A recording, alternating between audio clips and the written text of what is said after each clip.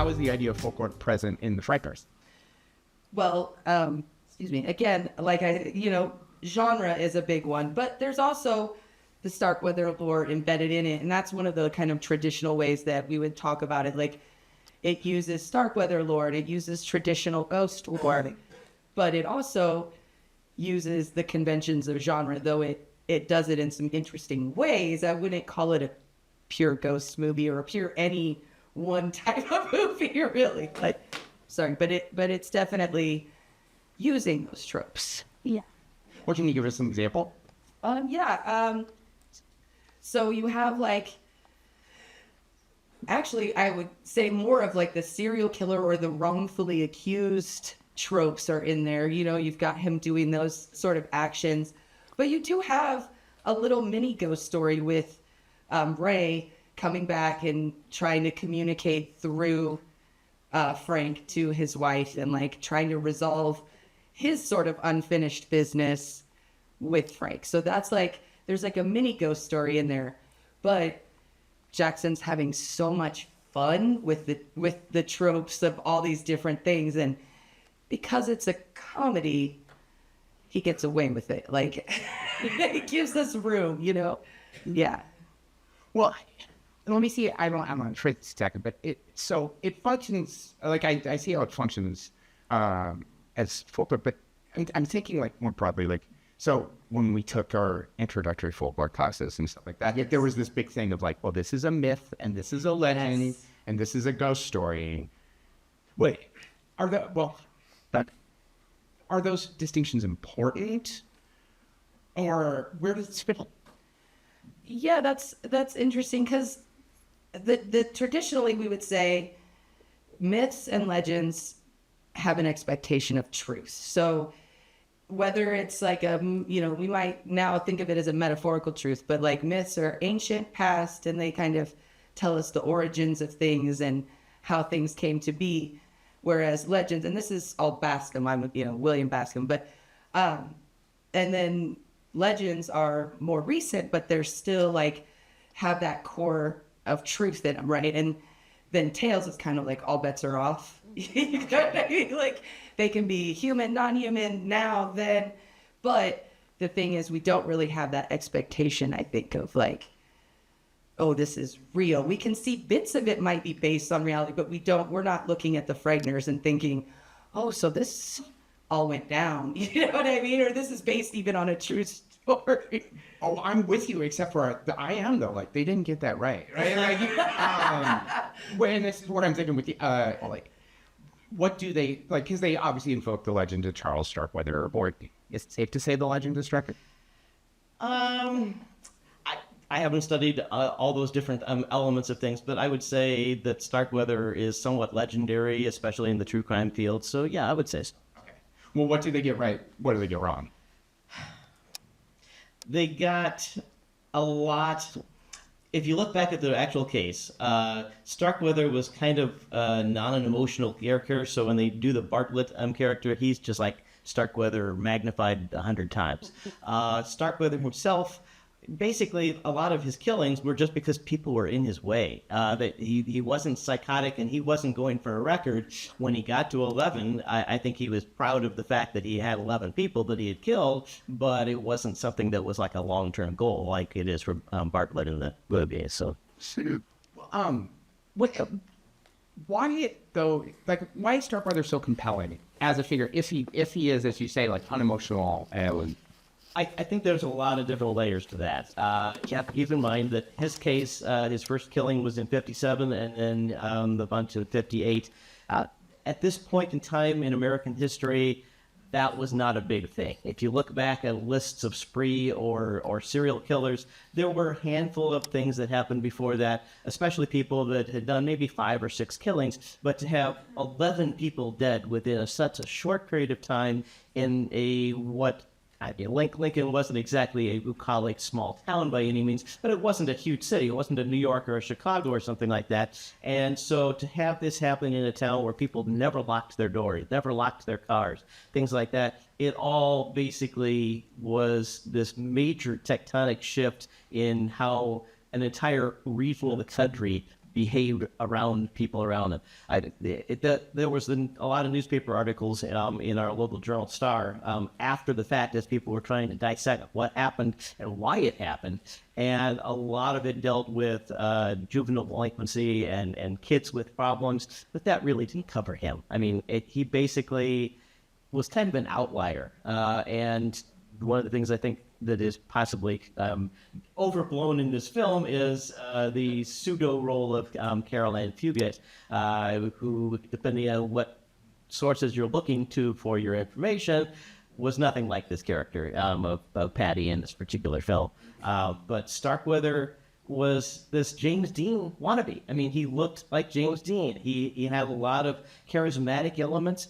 One of the tie-ins I was hoping to bring up with regards to legends and mythology and stuff like that is that he had some obsessions. One of his obsessions was television westerns. If you look at what was hot in entertainment at that time, Gunsmoke and Wagon Train and things like that were the biggest TV entertainment shows. And even while he was in the Gartlett home where there were dead bodies, he wanted to watch his Gunsmoke.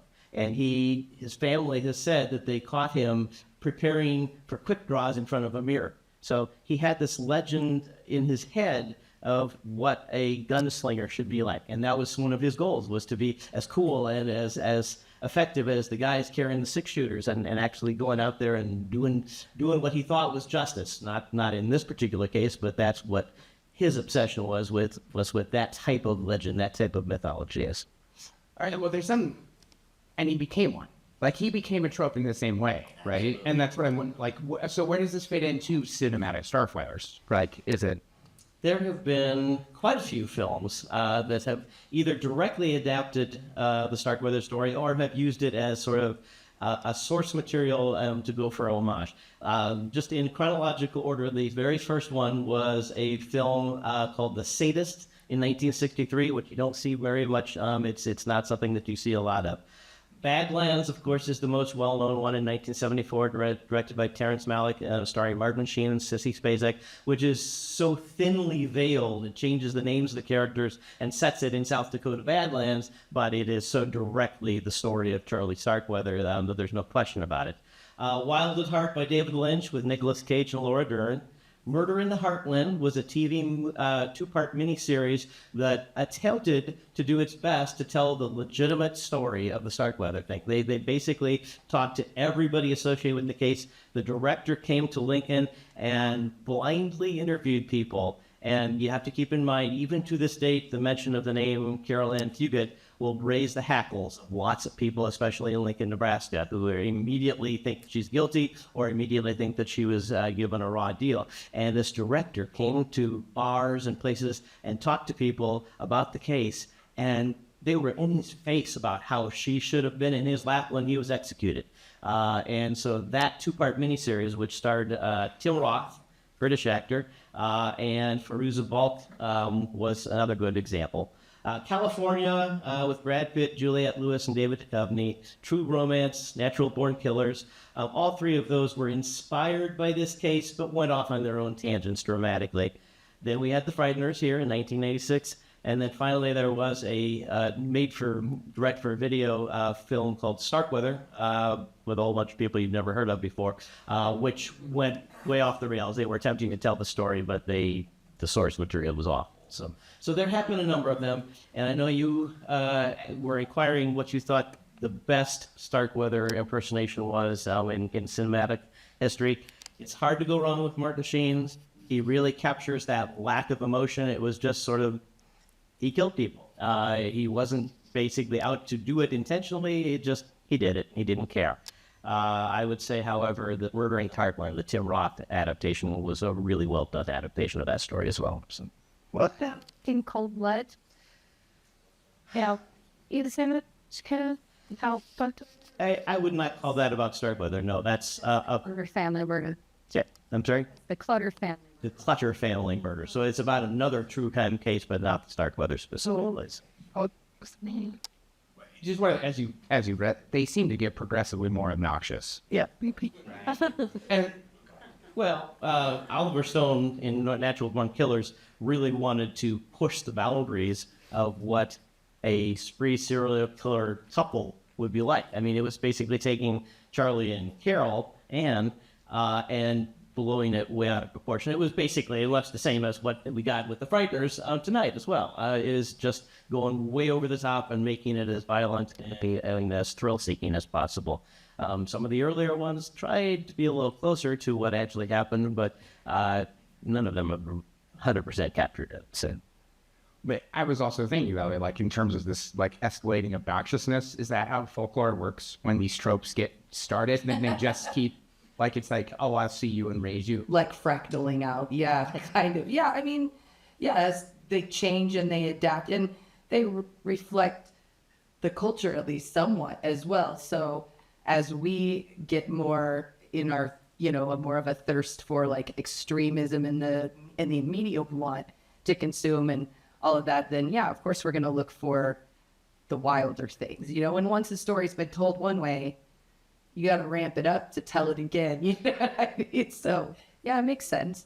Well, I like it because this is the other thing that I kept thinking. It was just like how very of its era is. Like this just felt very Clinton era. Like it felt like Bill Clinton might do a cameo somewhere, right? And the Danny Elfman score, and that it was all just so like I see you and raise you. Yeah, Tim Burton-esque. And yeah. But I think actually, this might be a good time. Are there questions from the audience? Yeah, but wait, what? With me? Thanks. So when you picked this movie, was that because of the connection to Starkweather in Nebraska lore? When you actually were looking for a movie to talk about for this community event? Or were you really trying to say, well, let's just think about, film uses lots of stories and it tells the story for all of us in all kinds of ways. So who picked the film? Film strings or you guys? Feels like an accusation. I guess I was thinking I was interested when I came tonight that I was going to hear more about what you're doing in Nebraska Folklife instead of just talking about the folk story of Charlie Starkweather in Nebraska, because in Nebraska our history starting with Louise Pound tells a lot of stories. Yeah. And so I'd like to hear more about that from Nebraska Folklife. Well, I have an answer, but do you want to talk about why we picked? Okay, well, first, we wanted to pick something fun, and also part of it was like, what can we get away with? And then also, absolutely, the Starkweather connection was kind of what solidified it. But in terms of what you're talking about, absolutely, there is this incredibly rich history of folklore in Nebraska and folklorists in Nebraska, which I wish the late great Roger Welsh could be here, because he would love this. Not only would he love the folkloric content, he went to high school with Charles Starkweather, and had amazing stories about like, oh yeah, this is what like Charlie was like in the cafeteria. But the thing is like there is this very, very conventional approach to folklore. And we at Nebraska Folklife are trying to broaden people's appreciation for this so that it isn't just the conventional stuff, that it isn't just the stories that you hear about, plains folklore and pioneer tales and things like that, that it is present in contemporary culture as well, right? We're really trying to draw that out and to contemporize folklore so that people don't think it's something that belongs to the past, but it is rather something that they participate in the present. And so fundamentally, I think that's was at the spirit behind selecting the phrases. I'm agreeing with that. Yeah, like we wanted something where, of course, like you said, fun. And I think this movie is just a ton of fun to watch. It's a ton of fun to think about and look at all the different things that are happening in it. But yeah, folklore is not only like these regional groups now, but it's also these stories that keep getting retold, right? And they show up in our films and they show up in our novels, and they just keep getting adapted and changed and moved around and recontextualized. But for some reason, we keep telling them and we keep coming back to them. The ghost story is still alive. The spree killer stories, we still tell them. how many remakes did you just tell us about that? The Starkweather. So yeah, these stories have things that they can tell us, I think, about ourselves. Good. Boy, Scott, we wrote them in after we picked it. So. But and I want to say one other thing that it's kind of sideways, but it really hit me at the end with the last shot. That traditionally folklore has been really connected to place, right? The place that you grow up, the place that you are, it is very situated in a specific environment. And that's changing as we delocalize, right? And as our words become virtualized and things like that. And that watching that last scene, that is clearly New Zealand, right? And that but it's masquerading as small town United States, right? And that just kind of captures the fact that like folklore is detached, like these stories that we tell are detached from place now, that we're inhabiting a different kind of space, and that we have to learn how to understand and appreciate these new stories that are told in a new way, right? I keep that about this. Hi. Thank you for mentioning Professor Welsh. I visited him many times in down abroad to sit at the feet of the master, and I never heard any of his Starkweather stories. But I remember when I was an undergraduate at UNL in Lincoln, how every person I knew who lived in Lincoln during the 1950s has Starkweather story. And you talk about the very strong opinions about Carol Fugate. I remember one person that Cynthia and I both knew. Her story was that all his teachers always said Charlie was never the guy who would do this, but she sure was. Yeah, but now that I'm reflecting, I always thought of that as testimony, and now I'm realizing these are all FOI. These are all folk stories. These are all friend of a friend stories. This essentially is the folklore of this shared experience. Around Charlie. I'd like to ask, when you're keeping the Starkweather file, is that primarily collection of documents related just to the actual criminal investigation of the case, or have you collected the testimonies of people who knew Starkweather or had these stories? And I'd also like you to elaborate a bit more on what Nebraska. I feel like a very ignorant person, because I was, I presented on folklore. I grew at the Western States Folklore Society conference last year, and I've not heard of Nebraska Folklife until this event. I'd like you to elaborate on, both on the impact of folklore on the Starkweather file, and what you're doing in Nebraska Folklife. Think that. Okay, so just to the like first, I really want to hear what you're saying. And just really quick, Nebraska Folklife has been around, just celebrated its 10th anniversary, but it has been primarily situated in Lincoln, and so its funding has always been limited. And so its outreach has always been small. Nebraska does not have a state-funded folklore organization, so this has been independent, and it was created with the termination of Glenn Meiser, and so we're just still trying to get word out. So that makes sense, but that is it primarily. In answer to the question, we do not have like an oral history kind of thing component of it. Basically, our Starkweather files and a separate Fugate file are reprints of the newspaper articles. A little bit back history. We have the back issues of the newspaper on microfilm. The months of that case were so worn out of the microfilm, because so many people wanted to make use of them, that we got a separate reel produced which had only all the Starkweather articles on it. But that reel became so heavily used and so worn out that it was in danger of snapping when it was put in the machine. My wife in the front row here is one of the previous keepers of the Starkweather file. In general, we maintained a clipping file for Lincoln and Nebraska information. Then when the Journal Star started its own index, we dropped that. But obviously, every year there are class assignments, there are people just in general who want to know about the Starkweather case. So we had maintained this file. Things got removed from it against our, proprietary, anyway. But because the microfilm was wearing out so badly, I was given the task to rephotocopy. So that was the beginning of the box. And that started in the late 90s, and ever since then we've continued to find many, many more articles and reprint them and laminate them and add them to the box. We're probably over 200 articles at this point, so the largest concentration of information about the case in this region for anybody that's doing research. We have people come from all over the world to come make use of that. Back before we had the box, we would watch people who would still take the microfilm, set it on the microfilm machine, stand a camera on a tripod behind them, and take snapshots of every single page as they moved through the microfilm. And we realized that that was a disservice to them to not have them already prepared and ready to go. So we've had people come from Europe, from Africa, from South America, all just to use that resource to do research on the case.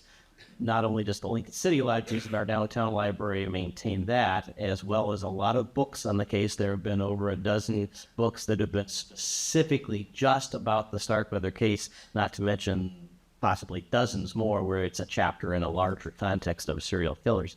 The State Historical Society library over on the university's campus about 4 blocks away from us also maintains an archive of different things, including court transcripts and things like that. But neither of us have oral histories, unfortunately, which is too bad.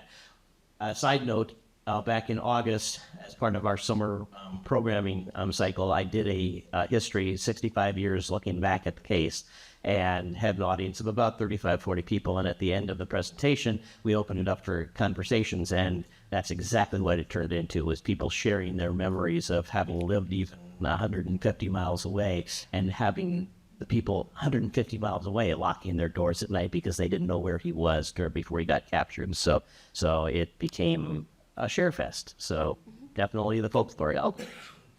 And I think there, if something that getting stuff, I think that is that maybe Nebraska Folklife, maybe somebody should make greater efforts towards recording these things as they are disappearing.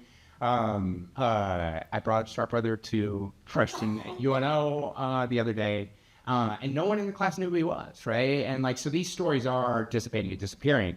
After we want to preserve the memory of Charles Starkweather, but there's great value in that, particularly when you put it in the context. I don't think one is better than the other, but they do radically different things, right?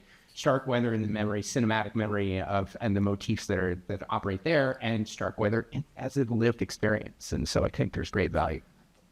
I think we might have time for one last question.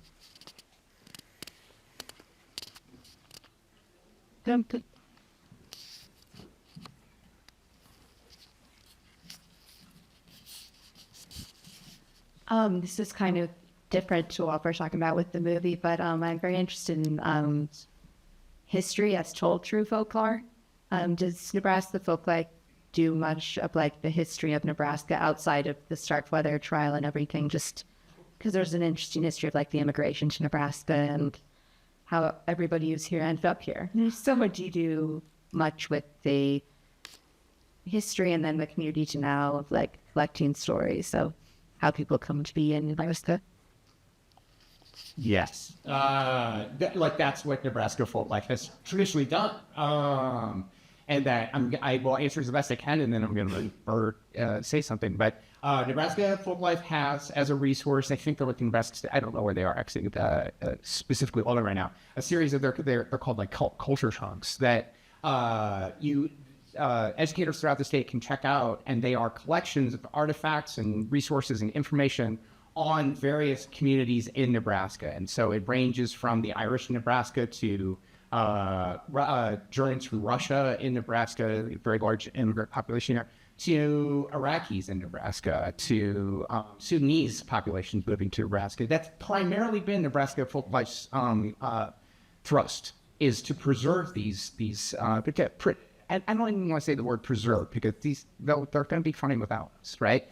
In order to document and disseminate better understanding of how different communities have come to Nebraska and live together in Nebraska. And do I have this right? And am I leaving anything out?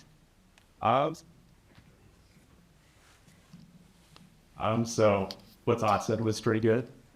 We have a lot of chunks that Vanilla Meister and one of the former directors. He's worked on Mexican American trunks, Irish. I believe there's a Swedish one, Iraqi, as Todd said. But we are working to preserve the newer cultures as well. We did get a grant here for 2024 to work in the lower Padilla, Missouri Natural Resource District to record some of the cultures that are within, well, the Omaha area.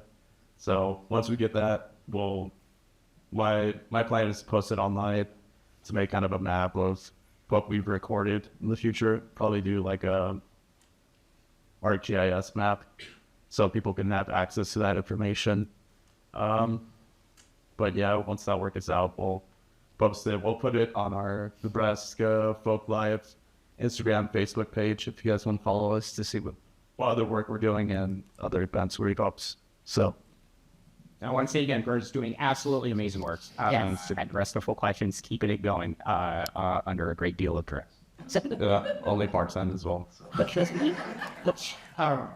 But also, and I would be remiss, thank you for everybody at Film Streams for helping us, for putting this together and letting us just do this. And it's been an amazing experience. And well, actually, I'll let you.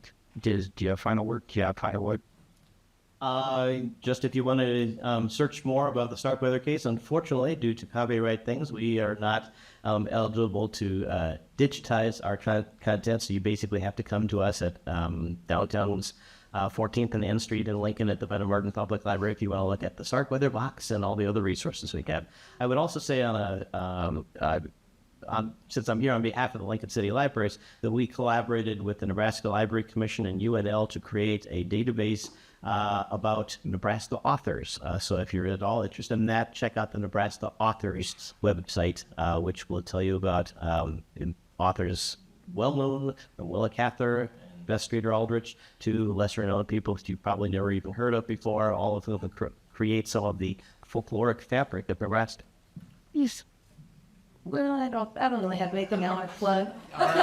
Well, Follow Nebraska Folklife. and I would honestly, the thing that I know it drives mystery, drives me, it drives Bert, is this idea that folklore is present. It is contemporary. It is not past. And so please just keep that in mind, right? And that you're all participating in folk traditions, whether you want to or not. And so thank you so much. Thank you so for showing up. Thank you.